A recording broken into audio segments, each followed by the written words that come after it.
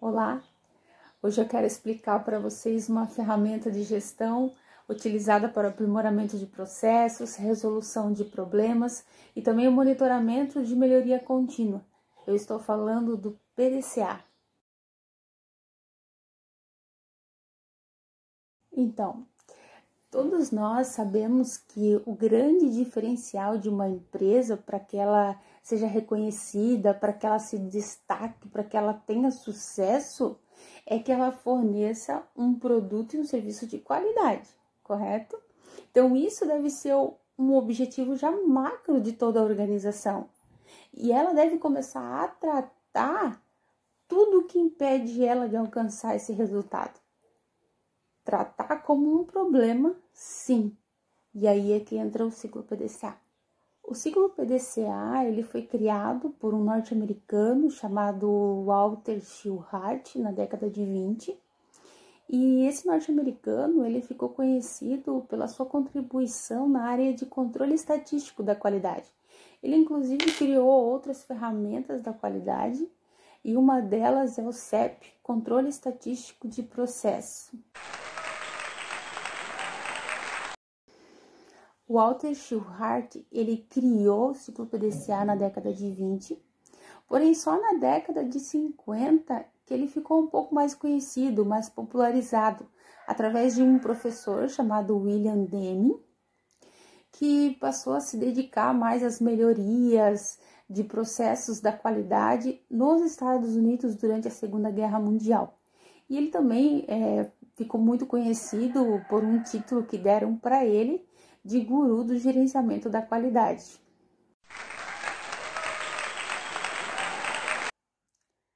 E o PDCA, ele também passou a ser fundamento operacional das principais normas do sistema de gestão, como a ISO 9001, a 14001 e a 45001.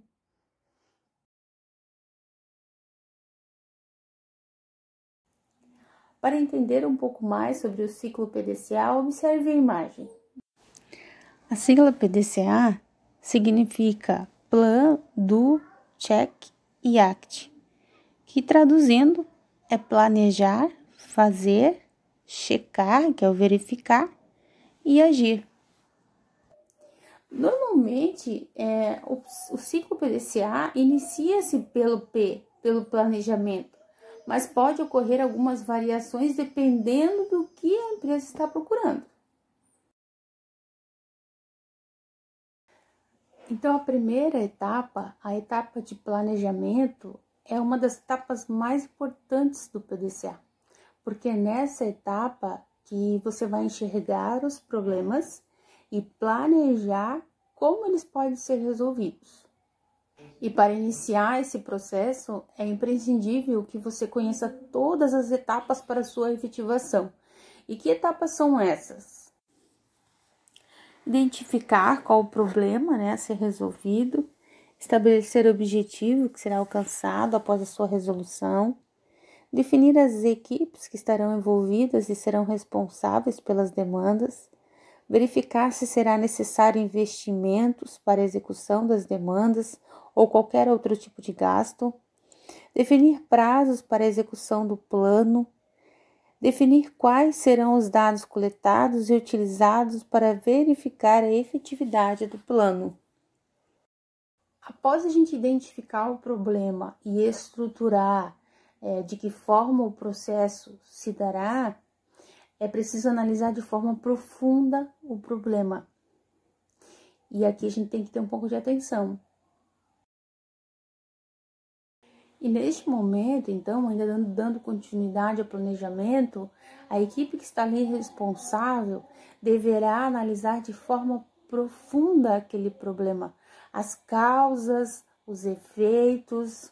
E isso poderia acontecer de várias formas: levantamento de dados que a própria organização já tem, através de reuniões que essa equipe pode fazer, através de pesquisas in loco, que essa equipe pode fazer. E aqui eu deixo uma dica: muitas empresas, para fazer essa análise de causa e efeito, elas usam alguma outra ferramenta.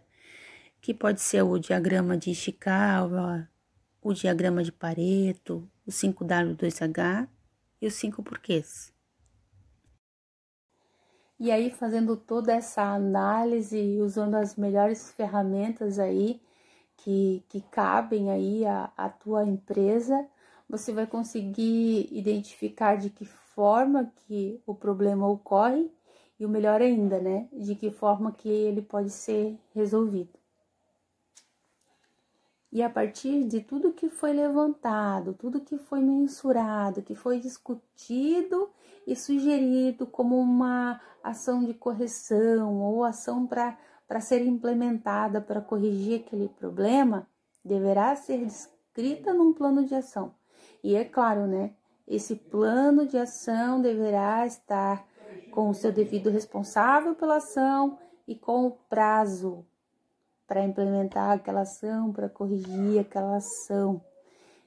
Isso precisa acontecer para a gente garantir a efetividade do nosso do nosso planejamento, tá? Não adianta a gente só analisar de forma profunda o nosso problema, querer alcançar um objetivo, mas sem definir ações, sem controlar essas ações.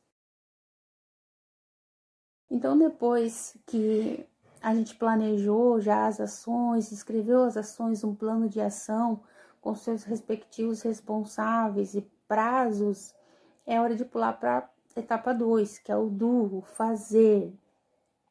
Então, neste momento, a gente vai implementar, vai fazer com que se cumpra as ações que a equipe determinou lá no plano de ação.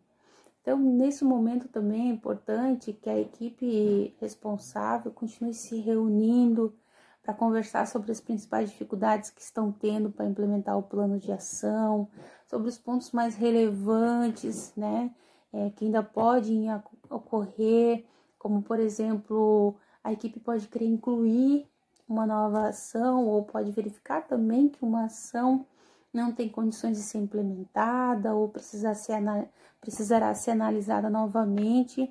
Isso não tem problema nenhum. Então, é importante que essas reuniões específicas para resolver, para controlar ou para monitorar a efetividade do plano de ação continue ocorrendo. Então, a terceira etapa do PDCA, que é o check, que é o verificar, consiste em analisar os dados que a gente obteve depois da implementação das ações definidas no nosso plano de ação. Então, estabeleci um plano de ação, desenvolvi e implementei as minhas ações. Agora é o momento de eu verificar os resultados obtidos após a implementação das minhas ações. Então, neste momento, quando a equipe se reúne, é importante também muitas informações, muitos dados, muitos relatórios, muitos dashboards. Para quê? Para que a gente consiga, para que a equipe consiga identificar se é necessário tomar mais ações ou então se a equipe pode dar aí como um problema já resolvido, já solucionado, as ações que foram implementadas foram eficazes e os resultados obtidos foram excelentes. E a última etapa, então, do PDCA, que é o ACT, né, que é o agir, a equipe vai fazer a conclusão do trabalho, ou seja, vai definir se o que foi feito, as ações que foram implementadas, vai se tornar ou vão se tornar um padrão, né, do que deu certo, um padrão de conformidade, ou se eles deverão retornar lá para o início do planejamento e estabelecer novas ações. Esse é o principal objetivo dessa última etapa do PDCA. É possível identificar que as ações implementadas foram eficazes e mesmo assim eles decidirem retornar, analisar, planejar novamente, estabelecer novas ações, com toda certeza, isso se chama melhoria contínua. Por isso que eu falei lá no início do vídeo, né, que essa ferramenta também é uma ferramenta que monitora a melhoria contínua. Então, mesmo que eles tenham estabelecido, essa equipe tenha verificado que atingiu o resultado, né, o objetivo final. Mas mesmo assim queira voltar para estabelecer novas ações, isso é bacana, isso é melhoria contínua. Bom, pessoal, então era essa explicação que eu tinha para passar para vocês aí sobre o ciclo PDCA. Espero que vocês tenham entendido a mensagem. Se vocês não entenderam, se for alguma dúvida, por favor, pode deixar nos comentários, pode mandar também no privado que eu vou responder, tá? E se eu não souber responder, eu vou pesquisar e vou trazer para vocês o retorno também. O que eu queria passar, assim, em relação a essa explicação, principalmente, é que a competitividade, né, entre as empresas, no meu ponto de vista, está muito alto, né, é muito grande sempre, assim, em qualquer ramo.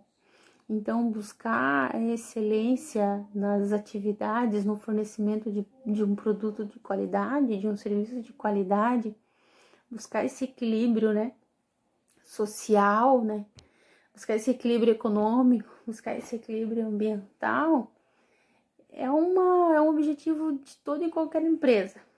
Eu penso dessa forma, né? Deve ser um objetivo para toda e qualquer empresa. E o ciclo PDCA, ele ajuda a monitorar isso de forma contínua. Então, por isso que eu acredito que é uma ferramenta importante, porque ele ajuda a monitorar tudo isso aí de uma forma continuada, e isso que é o mais importante. Então é isso, muito obrigada, fiquem com Deus e até o próximo vídeo.